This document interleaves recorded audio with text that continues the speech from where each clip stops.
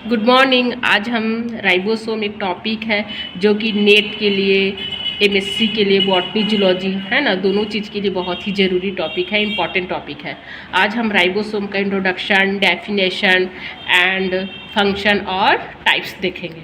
Okay, तो सबसे पहले हम इसका इंट्रोडक्शन देखेंगे कि राइबोसोम को किसने किसने खोजा है, किसमें खोजा है।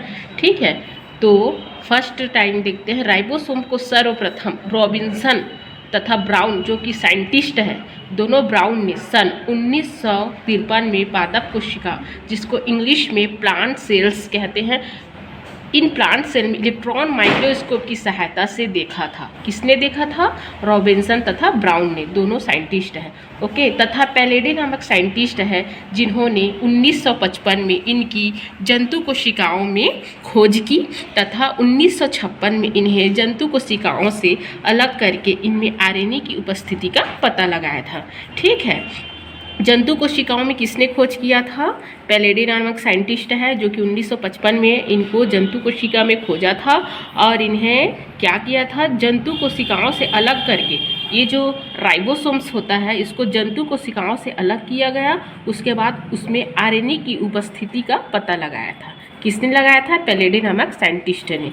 ठीक है, अब जो पैलेडे है, पैलेडे ने ही इनको राइबोसोम का नाम दिया था। पैलेडे ने ही क्या किया था? राइबोसोम को राइबोसोम का नाम दिया था।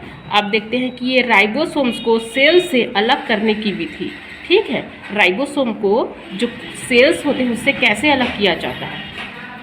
कोशिकाओं से राइबोसोम्स को डिफरेंशियल सेंट्रीफ्यूगेशन मेथड के द्वारा अलग किया जाता है। किसके माध्यम से? कोशिकाओं से, है ना, राइबोसोम्स को अलग किया जाता है डिफरेंशियल सेंट्रीफ्यूगेशन मेथड के द्वारा अलग किया जाता है, जिसके अंतर्गत एक एनालिटिकल सेंट्रीफ्यूग का उपयोग किया जाता है। यह राइबोसोम सेल्स में प्रोटीन सिंथेसिस का कार्य करता है। मेन इसका कार्य क्या होता है? राइबोसोम्स का प्रोटीन सिंथेसिस का कार्य होता है। ठीक है ना, प्रोटीन संश्लेषण का कार्य करता है। कौन करता है? राइबोसोम्स करता है। अब इसका ऑक्यूरेंस देखते हैं। ऑक्यूरेंस दैट मीन्स प्राप्ति स्थान। ओके, जो राइबोसोम्स होते हैं माइक्रोसेल्यूलर पार्टिकल्स होते हैं। कैसे होते हैं? बहुत सूक्ष्म कण होते हैं, सूक्ष्म कोशिकीय कण होते हैं ना, जिसे हिंदी में क्या बोलते हैं हम? वही जो सूक्ष्म कोशिकीय कण कहा जाता है। यह राइबोसोम्स, है ना, जो मेमल्स होते हैं कि आरबीसी सेल्स को, है ना, जिसको हिंदी में बोलते हैं परिपक्व लाल रुधिर कणिका को छोड़कर जंतु तथा प्लांट की सभी कोशिकाओं में पाए जाते हैं। जो राइबोसोम्स होते हैं, है ना, ये राइबोसोम जो मेमल्स के जो आरबीसी होते हैं, जो कि रेड ब्लड सेल होते हैं, इस तरह से जो हमारे शरीर में पाए जाते हैं, जो मेमल्स के शरीर में पाए जाते हैं, है ना, इस जो परिपक्व जो मैच्योर रेड ब्लड सेल्स होते हैं, इसमें क्या होते हैं? ये अब्सेंट होते हैं। बाकी सभी कोशिकाओं में ये जो राइबोसोम्स होते हैं वो पाए जाते हैं। ओके, अब किस में पाए जाते हैं? जैसे पहला क्या है? इन prokaryotic cells. Prokaryotic that means, है ना, एक कोशिकीय जीव, प्रोकैरियोटिक जैसे बैक्टीरिया वगैरह, राइट। तो फर्स्ट टाइम क्या देखेंगे हम? इन प्रोकैरियोटिक सेल्स। राइबोसोम्स प्रोकैरियोटिक कोशिकाओं में यह स्वतंत्र रूप से साइटोप्लाज्म, जिसको हिंदी में कोशिका द्रव्य कहा जाता है, में पाया जाता है। राइबोसोम किस में पाया जाता है? जो प्रोकैरियोटिक सेल्स होते हैं उसमें साइटोप्लाज्म में पाया जाता है, क्योंकि उसमें न्यूक्लियस जो है उसका अभाव होता है। ठीक है ना, सही तरीके से न्यूक्लियस अब्सेंट होते हैं, सही तरीके से नहीं पाया जाता, इसलिए। अब देखेंगे इन यूकैरियोटिक सेल्स। ठीक है, जो बहुकोशिकीय होते हैं, है ना, यूकैरियोटिक सेल। तो राइबोसोम्स यूकैरियोटिक सेल्स के एंडोप्लाज्मिक रेटिकुलम की बाहरी सतह पर, एंडोप्लाज्मिक रेटिकुलम की बाहरी सतह पर क्या होते हैं?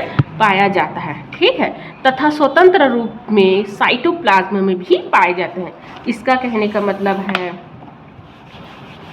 जैसे मान लो ये क्या है? मान लो ये क्या है? सेल है, राइट। ये क्या है? सेल है, जिसको हिंदी में क्या बोलते हैं? कोशिका बोलते हैं। क्या बोलते हैं? कोशिका बोलते हैं। ओके, अब क्या बोल रहे हैं कि जो, है ना, जो न्यूक्लियस होते हैं, सपोज ये न्यूक्लियस होते हैं, ठीक है, जिसको ये क्या है? न्यूक्लियस, जिसको हिंदी में केंद्रक कहा जाता है। केंद्रक कहा जाता है। इसकी बाहरी सतह पर में भी क्या होता है, एंडोप्लाज्मिक रेटिकुलम पाया जाता है, और यहाँ पर भी एंडोप्लाज्मिक रेटिकुलम पाया जाता है। राइट, ठीक है, इसकी बाहरी सतह पर भी पाया जाता है, और ये इसी एंडोप्लाज्मिक रेटिकुलम में ही राइबोसोम्स क्या होते हैं, मोती के दाने की तरह, है ना, इसमें गुथे हुए नजर आते हैं। ठीक है, जो बाहरी सतह है इसमें एंडोप्लाज्मिक रेटिकुलम मिलता है। इस एंडोप्लाज्मिक रेटिकुलम में, है ना, मोती की तरह गुथाया हुआ नजर आता है राइबोसोम्स। अब देखेंगे जैसे प्रोकैरियोटिक कोशिका, जैसे बैक्टीरिया में यह राइबोसोम्स स्वतंत्र अवस्था में पाया जाता है, जिन्हें मोनोसोम्स कहते हैं। स्वतंत्र अवस्था में पाया जाता है, इसलिए, है ना, इस राइबोसोम्स को क्या बोला जाता है, मोनोसोम्स कहा जाता है। अब यूकैरियोटिक कोशिका, जैसे प्लांट, एनिमल सेल्स, राइट, इसमें राइबोसोम क्या होता है, एंडोप्लाज्मिक रेटिकुलम की सतह पर गुच्छों के रूप में पाए जाते हैं। ठीक है, इसलिए इस राइबोसोम्स को पॉलीराइबोसोम्स कहा जाता है।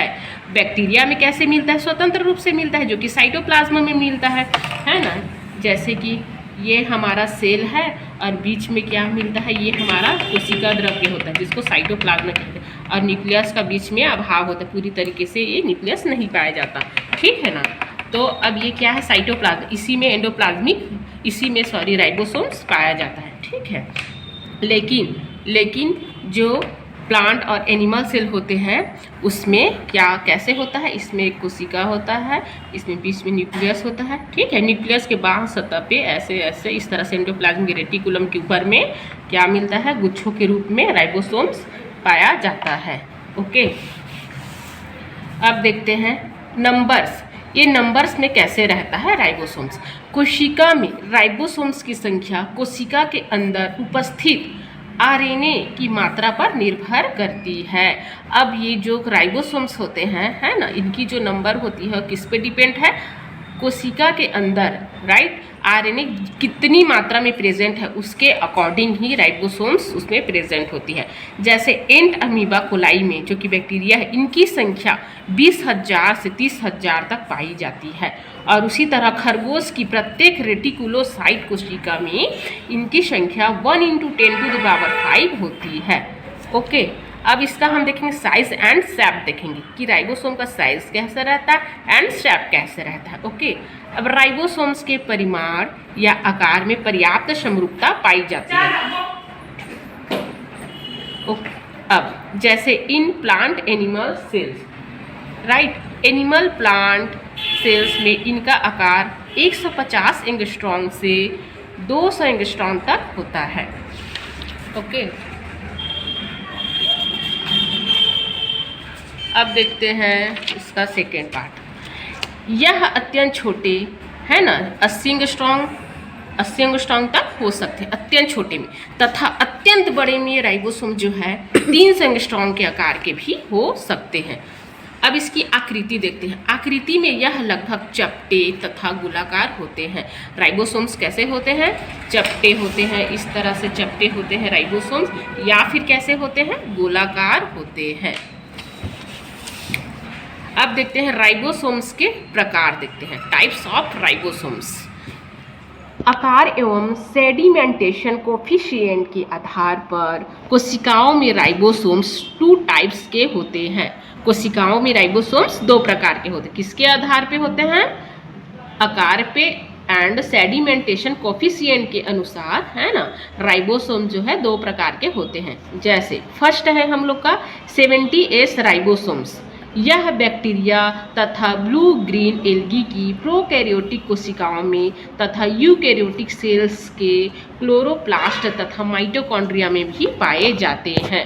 ओके, जो 70S जो फर्स्ट टाइप है इसका 70S राइबोसोम होता है, किसमें पाया जाता है, बैक्टीरिया में पाया जाता है और ब्लू ग्रीन एल्गी में पाया जाता है। इसके अलावा अगर यूकैरियोटिक सेल देखें तो यूकैरियोटिक मतलब क्लोरोप्लास्ट और माइटोकॉन्ड्रिया में भी पाए जाते हैं। तो क्लोरोप्लास्ट किस में मिलता है, प्लांट में मिलता है ना, माइटोकॉन्ड्रिया एनिमल में भी रहते हैं और प्लांट में भी रहते हैं, लेकिन यूकैरियोटिक कोशिका में रहते हैं। ठीक है, तो माइटोकॉन्ड्रिया में भी क्या होता है, 70S राइबोसोम पाया जाता है।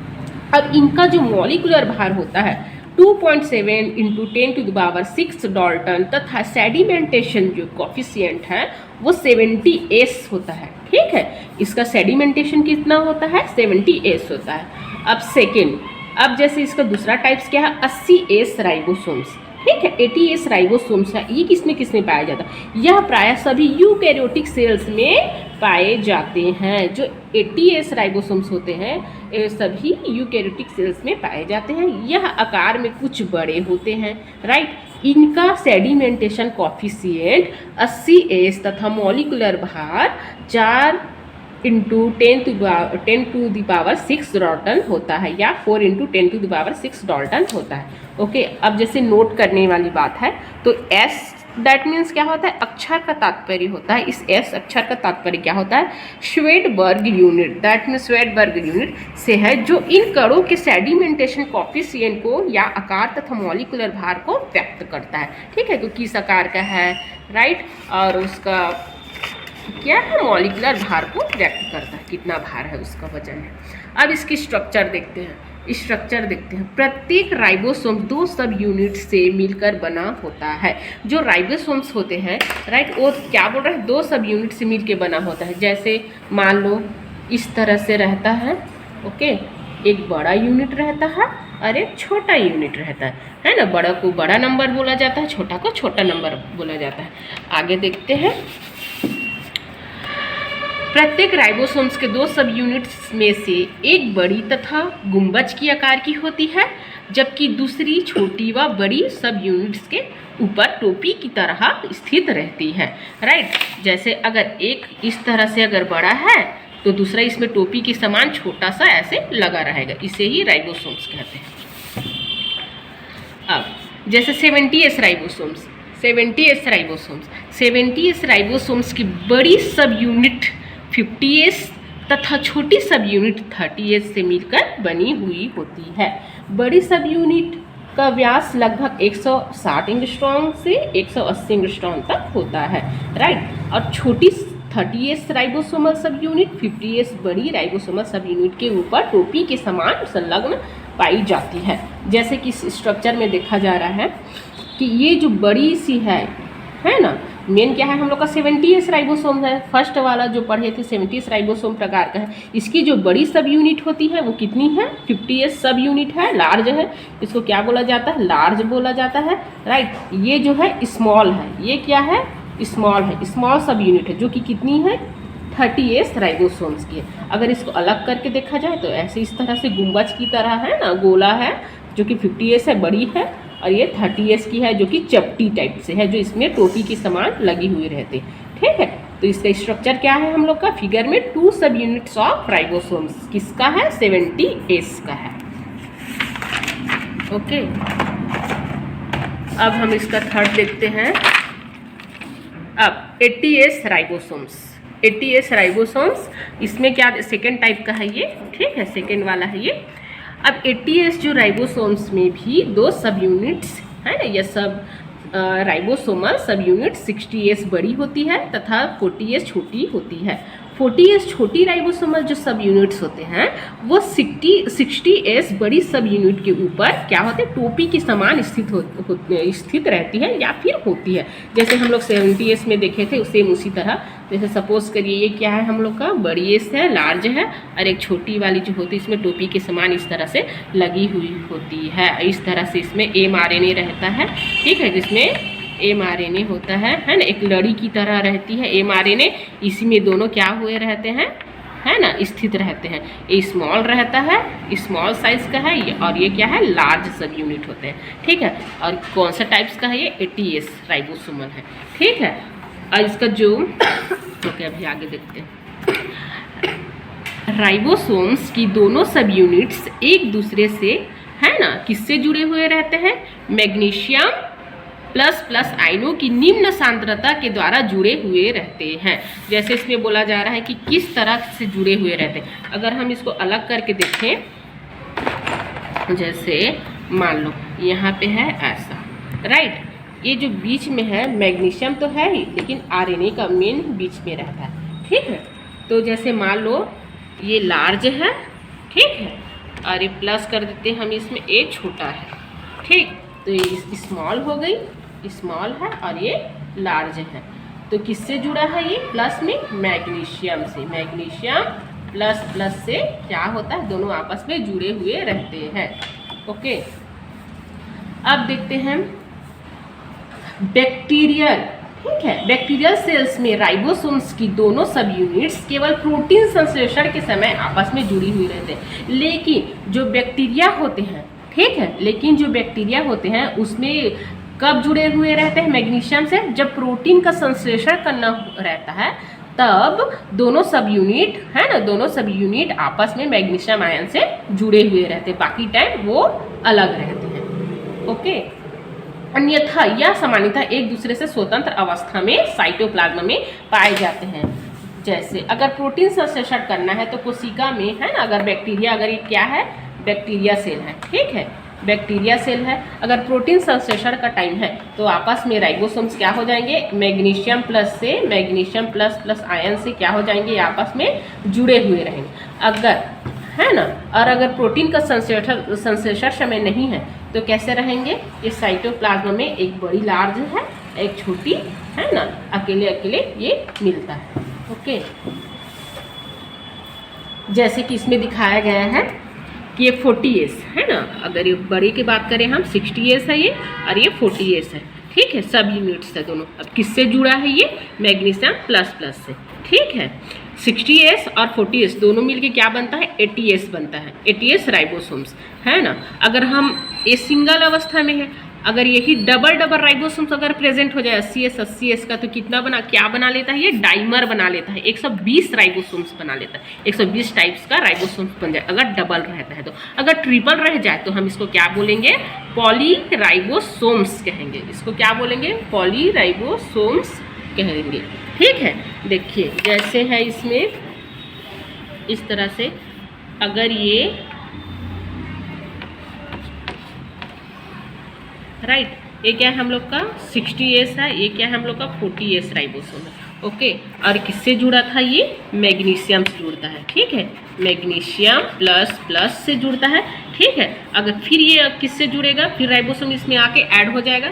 जैसे यहाँ पे हम बना देते हैं इसको इस तरह से, ऐसे और ऐसे और ऐसे और ऐसे, ठीक है, इस तरीके से ये आपस में जुड़ जाते हैं, ठीक है। फिर ये क्या बना लेता है, ये डाइमर बना लेता है, क्या बना लेता है, डाइमर बना लेता है, जो कि कितना बना लेता है, 120 राइबोसोम्स बना लेता है, ठीक है, 80 मिलके 120, अगर 2 से ज़्यादा हुआ तो पॉली राइबोसोम्स बना लेता है, ठीक है। डायग्राम में जैसे इसका क्या है, diagram of the sub unit structure of the ribosomes and the influence of magnesium plus plus ions. Okay, अब हम देखेंगे राइबोसोम्स की अल्ट्रा संरचना, ठीक है। अब इसका अल्ट्रा संरचना कैसे होता है, नाउनिंगा, ठीक है, एक साइंटिस्ट है, इन्होंने 1967 में बैसिलस सबटिलिस बैक्टीरिया में, ठीक है, कौन से बैक्टीरिया में, बैसिलस सबटिलिस बैक्टीरिया में 70S राइबोसोम्स का इलेक्ट्रॉन माइक्रोस्कोप द्वारा अध्ययन किया था, ठीक है। नाउनिंगा ने ही क्या किया था, 70S राइबोसोम्स का, ठीक है, बैक्टीरिया में ही अध्ययन किया था, ठीक है, कौन से सन में, 1967 में। उनके अनुसार 70S जो राइबोसोम्स में बड़ी 50S सब यूनिट होते हैं, जो कि कुल पेंटागोनल आकृति तथा व्यास में 160 एंगस्ट्रॉम से 180 एंगस्ट्रॉम तक की होती है। इसके केंद्र में एक 40 एंगस्ट्रॉम से 60 एंगस्ट्रॉम का गोलाकार क्षेत्र पाया जाता है। इसमें एक इलेक्ट्रॉन ट्रांसपोर्ट कोर भी उपस्थित रहता है।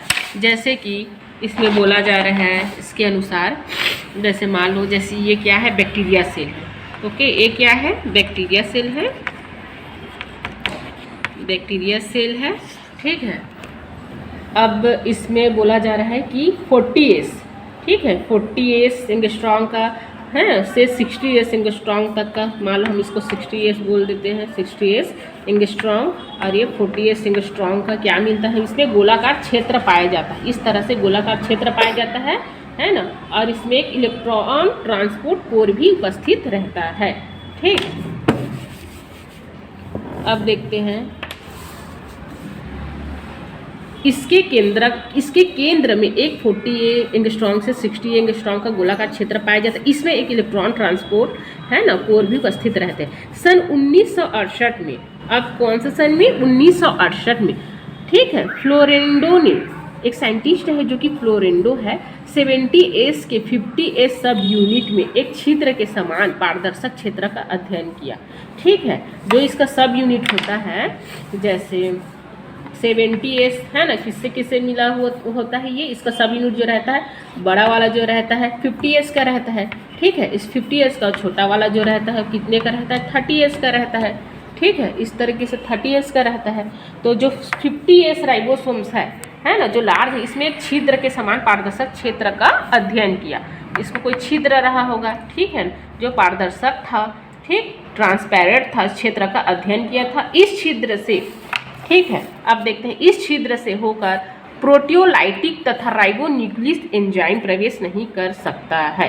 ठीक है, जिसमें छिद्र पाया जाता है, इससे क्या नहीं कर सकता है, जो प्रोटियोलाइटिक होता है तथा राइबोन्यूक्लियस एंजाइम होते हैं, है ना, वे प्रवेश नहीं कर सकता है। ठीक है, उसमें प्रवेश नहीं कर सकता। इस प्रकार के छिद्र 80s राइबोसोम्स के 60s बड़े सब यूनिट में भी पाए जाते हैं। और इस प्रकार के छिद्र जो है 70s जो होते हैं, 70s जो राइबोसोम्स होते हैं, 80s जो राइबोसोम्स होते हैं, उसका जो बड़ा सब यूनिट होता है ना, 60s जो रहता है, 60s जो राइबोसोम होते हैं, उसमें भी इस तरह से छिद्र पाया जाता है। ठीक है, अब देखते हैं 70s तथा 80s राइबोसोम्स की छोटी सब यूनिट 30s तथा 40s आकार में अनियमित तथा, है ना, दो भागों में विभाजित रहती है। इनके ये दोनों भाग 30 एंगस्ट्रॉम से 60 एंगस्ट्रॉम मोटे स्ट्रैंड या तंतु की समान रचना द्वारा आपस में जुड़े हुए रहते हैं। ठीक है, आपस में जुड़े हुए रहते हैं। ओके,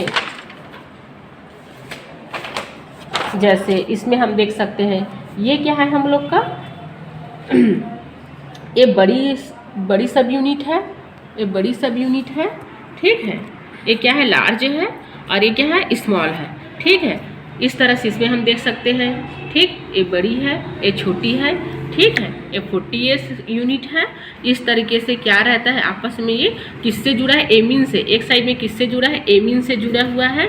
ठीक है, इसमें देख सकते हैं, इसमें भी बीच में एमीन है, न्यू प्रोटीन मॉलिक्यूलर। ठीक है, इसको क्या बोलते हैं हम, बीच में जो रहता है इसमें इस तरह से रहता है, उसको टनल कहा जाता है, टनल कहा जाता है। ठीक है, अब देखते हैं इसका रासायनिक संगठन। ठीक है, इसका क्या देखेंगे आप, रासायनिक संगठन। प्रत्येक राइबोसोम मुख्यतः राइबोसोम आरएनए, जिसको आरआरएनए तथा प्रोटीन से मिलकर बना होता है। इन दोनों आरएनए व प्रोटीन का अनुपात राइबोसोम्स की दोनों सब यूनिट में लगभग समान रहती है। ठीक है, जो राइबोसोम के जो दोनों सब यूनिट होते हैं, जैसे अगर 80 का देखें तो 60s और 40s दोनों में क्या रहेगा, ये इसका जो राइबोसोम में क्या है, आरआरएनए और प्रोटीन जो है समान रहता है। जैसे 70s का सब यूनिट 50s व 30s में आरआरएनए व प्रोटीन दोनों सब यूनिट में समान अनुपात, है ना, समान अनुपात में होगा। उसी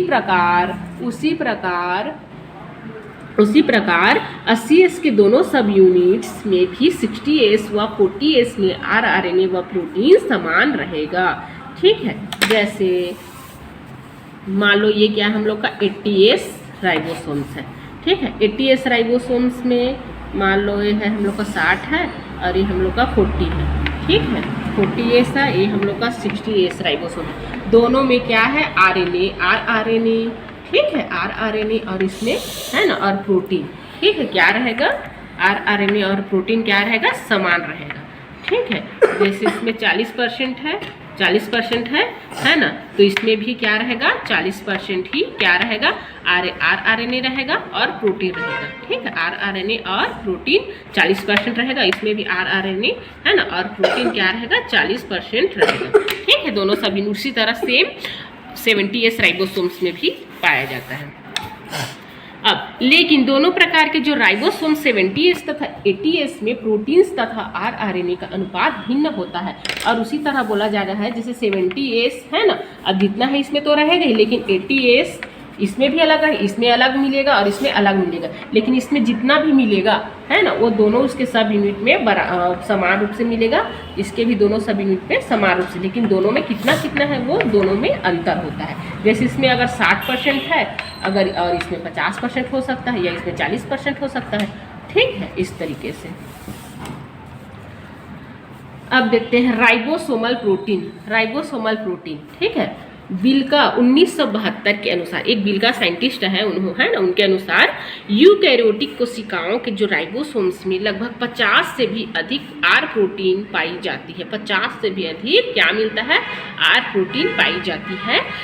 इन 50 प्रोटीन में यूकैरियोटिक कोशिका के राइबोसोम्स की 80S की छोटी सब यूनिट 40S में 23 प्रोटीन्स तथा बड़ी सब यूनिट में 60S में 30 से 34 प्रोटीन्स होती है, ठीक है।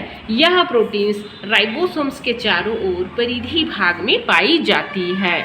अब दूसरा, जैसे इसमें क्या रहता है, राइबोसोमल एंजाइमेटिक प्रोटीन। पहला हम लोग क्या पढ़े, राइबोसोमल प्रोटीन्स, है ना, और दूसरा क्या है, राइबोसोमल एंजाइमेटिक प्रोटीन। जो राइबोसोम्स के अंदर अधिकांश प्रोटीन एंजाइम की तरह कार्य करके विभिन्न चरणों में प्रोटीन संश्लेषण की क्रिया को कैटेलाइट करती है। कुछ प्रोटीन्स राइबोसोम्स में ट्रांसफर फैक्टर प्रोटीन, है ना, ट्रांसफर फैक्टर प्रोटीन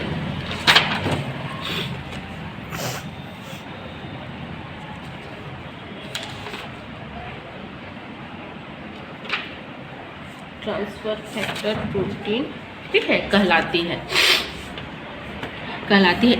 यह जो ट्रांसफर फैक्टर प्रोटीन है यह राइबोसोम्स के ऊपर पाए जाने वाले या राइबोसोम्स पर mRNA के ऊपर ट्रांसलोकेशन या स्थान परिवर्तन के लिए राइबोसोम्स की एक साइट से दूसरी साइट पर tRNA के ट्रांसफर आदि के लिए आवश्यक होते हैं, ठीक है। ये जो ट्रांसफर फैक्टर प्रोटीन होते हैं किस चीज़ के लिए आवश्यक होते हैं, जो tRNA होते हैं, ठीक है, जो राइबोसोम में जो tRNA होते हैं उसके ट्रांसफर के लिए आवश्यक होते हैं। जैसे सपोज करिए कि क्या है, हम लोग का राइबोसोम है, ठीक है, इस राइबोसोम में अगर tRNA है, यहाँ पे अगर एक साइड पे क्या है, tRNA मिल रहा है हम लोग को, ठीक है, tRNA है, तो ये जो ट्रांसफर फैक्टर प्रोटीन है, ट्रांसफर फैक्टर प्रोटीन जो होता है TFP होता है, ये क्या कार्य करता है, इस tRNA को इस जगह से इस जगह पे ट्रांसफर करने का कार्य करता है, ठीक है।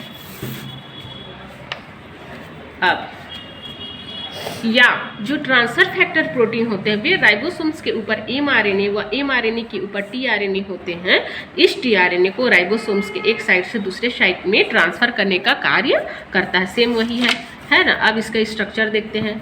जैसे क्या है हम लोग का ये क्या है, हम लोग का कोडॉन है, ठीक है, कोडॉन है, और इसके जस्ट ऊपर में क्या है, एंटी कोडॉन है, ठीक है। ये कौन क्या है, बीच में किससे बंधा हुआ रहता है, ये mRNA से रहता है, ठीक है। स्मॉल है, ये कौन सा भाग है, स्मॉल सब यूनिट है जिसको 40S राइबोसोम कहा जाता है, ठीक है।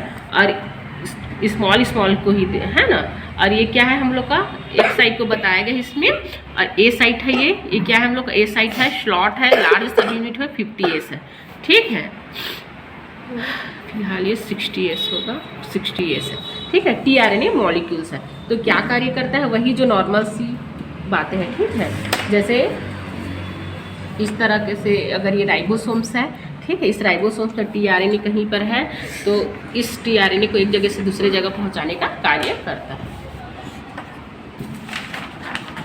अब देखते हैं थर्ड, राइबोसोमल RNA, है ना, या rRNA।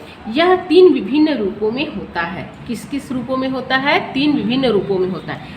70S राइबोसोम में, है ना, यह 23S rRNA, 60S rRNA, है ना, और 5S rRNA प्रकार के होते हैं। जो 70S राइबोसोम्स होते हैं, है ना, तो ये जो rRNA होता है वो 3 प्रकार से होते हैं, 23, 16 और 5 rRNA। ये तीनों प्रकार से ये विभक्त रहते हैं। और लेकिन जो 23S rRNA होते हैं और 5S rRNA होते हैं, है ना, ये 70S राइबोसोम्स के लार्ज सब यूनिट 50S में पाई जाती है ना। कहने का मतलब है जो 70S राइबोसोम्स होते हैं, है ना, इसका जो लार्ज है किस में डिवाइड रहता है, ये एक 30S में रहता है और एक 50S में रहता है, तो ये लार्ज होता है। तो ये जो लार्ज रहता है इसमें कौन कौन सा मिलता है हम लोग का, 23S और 5S rRNA मिलता है। ठीक है, इसके लार्ज वाले सब यूनिट में ये दोनों प्रकार से पाया जाता है। ठीक है, और जो 16S rRNA होता है ये 70S राइबोसोम्स की स्मॉल सब यूनिट 30S राइबोसोम में पाई जाती है। ठीक है, अब ब्राउनली तथा फेलनर है ना, दोनों साइंटिस्ट है, कितने सन में 1968 से 1972 के अनुसार, है ना। ये जो 23S rRNA होता है 3200 न्यूक्लियोटाइड 16S rRNA होता है, वो 1600 न्यूक्लियोटाइड्स जो 5S rRNA होता है वो 120 न्यूक्लियोटाइड से मिल करके बने हुए होते हैं। ठीक है, अब देखते हैं 80S राइबोसोम्स। ठीक है, 80S राइबोसोम्स में भी rRNA 3 प्रकार के होते हैं। जैसे 80S राइबोसोम्स में rRNA 3 प्रकार के होते हैं, जो क्रमशः 28S, उसमें क्या था 23 था। ठीक है, इसमें क्या है 28S rRNA और उसमें 16 था, इसमें 18S rRNA तथा 5 का 5, दोनों में 5 है। ठीक है, 5S rRNA प्रकार के होते हैं। ठीक है, अब 28S rRNA और 5S rRNA जो 80S के लार्ज सब यूनिट में पाई जाती है, सेम उसी तरह से जैसे 70S में था। ठीक है, जैसे 80S rRNA राइबोसोम्स होते हैं, उसका सब यूनिट कितना रहता है, एक 40S रहता है और एक 60S रहता है। तो 60S बड़ी सब यूनिट होती है। इस बड़ी सब यूनिट में ही क्या मिलता है हम लोग को 28 है ना, 28S प्रकार का राइबोसोम्स मिलता, सब यूनिट मिलता है, या फिर rRNA मिलता है, और एक 5। ठीक है, 5S rRNA मिलता है। ठीक है, और इसका जो स्मॉल भाग होगा 40S है ना, इसमें क्या रहेगा हम लोग का 18S राइबोसोम्स rRNA इसमें पाया जाएगा। ठीक है, अब देखते हैं राइबोसोम्स। ठीक है, राइबोसोमल rRNA अत्यधिक वलित तंतु के रूप में होती है। ठीक है, जो खोलने पर लगभग 7000 एंगस्ट्रॉम लंबा होता है। ठीक है, संभवतः प्रोटीन अणु इसी rRNA से या rRNA तंतु से जुड़े हुए होते हैं। जो प्रोटीन के अणु होते हैं वो कैसे होते हैं, इसी rRNA या राइबोसोमल RNA से तंतु से जुड़े हुए होते हैं।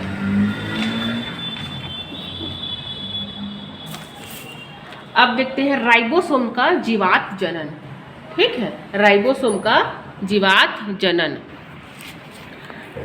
न्यूक्लियस की अनुपस्थिति के कारण, जिसको हिंदी में केंद्रक कहा जाता है। ठीक है, न्यूक्लियस की अनुपस्थिति के कारण बैक्टीरियल सेल्स में, ठीक है, राइबोसोम साइटोप्लाज्म में पाए जाते हैं। सही बात है, पहले ही बताई हूँ। ठीक है, जैसे ये जो बैक्टीरियल सेल्स होते हैं, ठीक है, जो 70S के होते हैं बैक्टीरिया, इसमें न्यूक्लियस नहीं पाया जाता है, इसलिए साइटोप्लाज्म में क्या मिलता है, राइबोसोम्स पाया जाता है। ठीक है, राइबोसोमल RNA या rRNA जीनोम की विशिष्ट